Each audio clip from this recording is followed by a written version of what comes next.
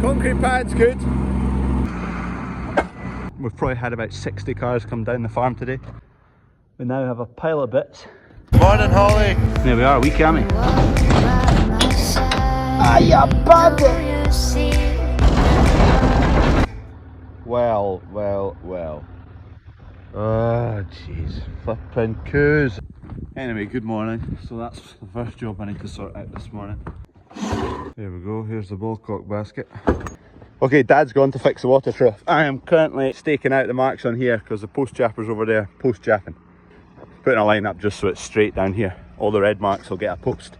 There we are, first set of posts in. 4-inch post, so hopefully if someone comes and hits it, the post won't break. Smashing, right down the middle. Ran out of line marker. That stuff, the red stuff. See if the builders have got some. There we go, it doesn't take long to fill up, but it just organises it a lot more, and we'll now get a double bank in the middle of the car park here. We're just getting a few round about the container so we can put a bit of a fence up round the back here. We've got taller ones to go around here. They'll sit about 6 foot up and we'll clad it with the same that's on there. Because the ground's quite hard, he's used that speared a hole in there, and now the post will go in not too bad. Big old weight up there, hydraulically lifted up to the top, and then gravity lets it drop. There you go. So these are going to be 6 foot tall. Job done. We've got a wee bird flown down the chimney into the log burner. So I need to catch it. I got it. Adios. Lawnmower's coming out. Right, we're getting fleeing round here now. And you can see there's a bit of yellow coming. A few sunflowers opened up.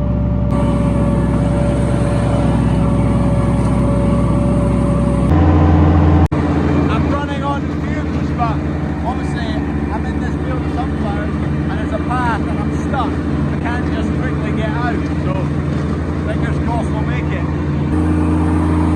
Concrete pad's good. So smooth. I shouldn't be doing that when I've got no diesel left. We've made it back. Smashing. Posts were all going smoothly until we hit a drain. So that one obviously comes this way and tees in here. I thought it would go there straight to here, then away. So we've absolutely nailed it. Bang on the money. Typical. It's not a disaster, it's only just a downpipe off the gutter, so we'll get that sorted. Yeah, Dad sorted that, perfect. He's put a few bridges back across it, but they'll get knocked off again. I'll need to do something a bit more permanent with that, but it'll do for now. The ballcock's sorted and it's not overflowing, so success. It's been absolutely fine. It's just the fact that it was so hot the last few days, they were all kind of crowded round and fighting each other for water. Now that it's back to normal temperatures, it won't get abused. New entrance isn't working quite right. We've probably had about 60 cars come down the farm today. They just naturally come in the old entrance. Gotta go and put the cage on the forklift here, and me and Dad are going to check the top conveyor off of the dryer, which is in the apex of that shed. There we go. Boss is just checking because sometimes pigeons get in here and make nests. Just make sure it's all clear. Basically what the deal is, there's a valve up there so you can change which chute the grain comes out of, and the ones along there as well, they've got a separate valve which shuts off the chute completely. That's never shut off because if you've got any excess it would build up in the end, so one of these chutes is always open. The grain flows from that end to that end. Right, Dad's just turned it on, so just make sure there's nothing in it that's choking up. All seems good so far. Perfect. Right, into the industrial estate. Got a hose to pick up. Pit stop number 1, line marker and some 2-stroke oil. Off to pick up the fuel hose that's been repaired at Pertec. This place. Right, new hose. Chuck it in there with a dug. Nice pal.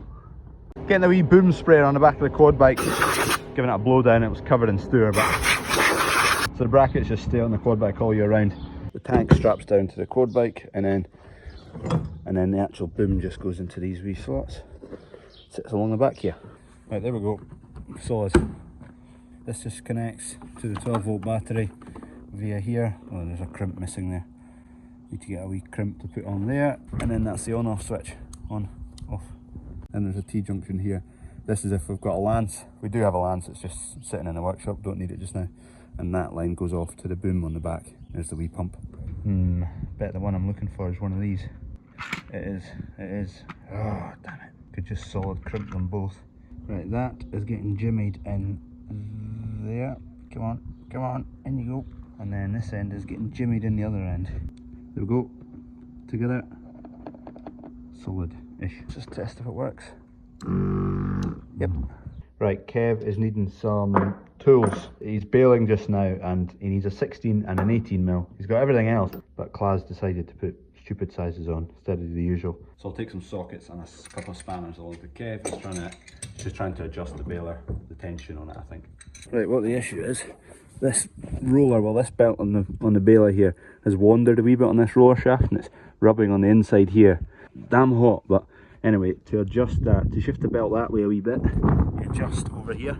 So there's 2 bolts to undo under there, and then you tighten that up and that lifts this roller, shifts the belt in a fraction. So hopefully, Kev's just going to try it. I'm going to come down from here and hopefully it'll sort itself out. Just going to run it for a wee bit and then we'll jump back up and check if it's shifted that way a fraction. But the roller's damn hot. It's like burn your hand hot, so that's not good round about dry bales.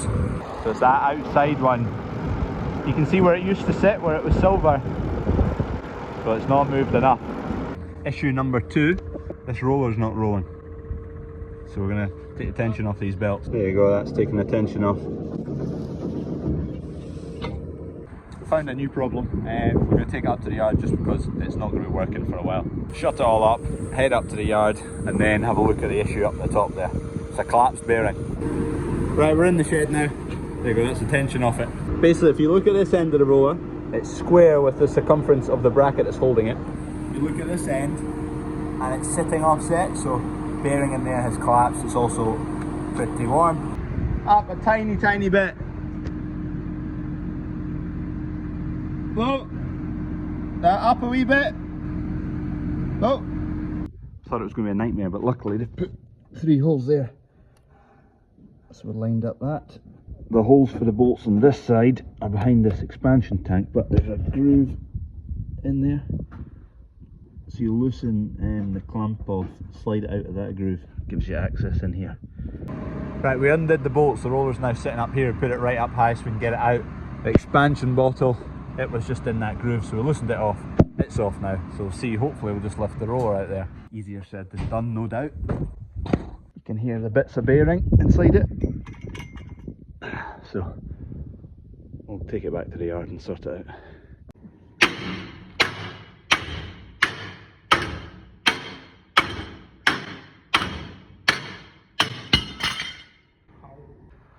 We now have a pile of bits, a shaft, another shaft, and Dad's going to pick up new bits hopefully, but I don't think they'll be open.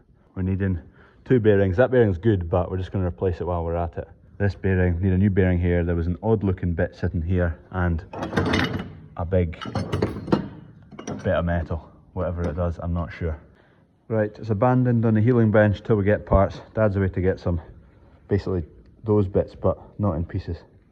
Good morning, just been in to sort out the bearing, which between the bearings and the flange and a few other bits and bobs, about 250 quid. Brilliant. I could hide 'neath the wings of the bluebird as she sings.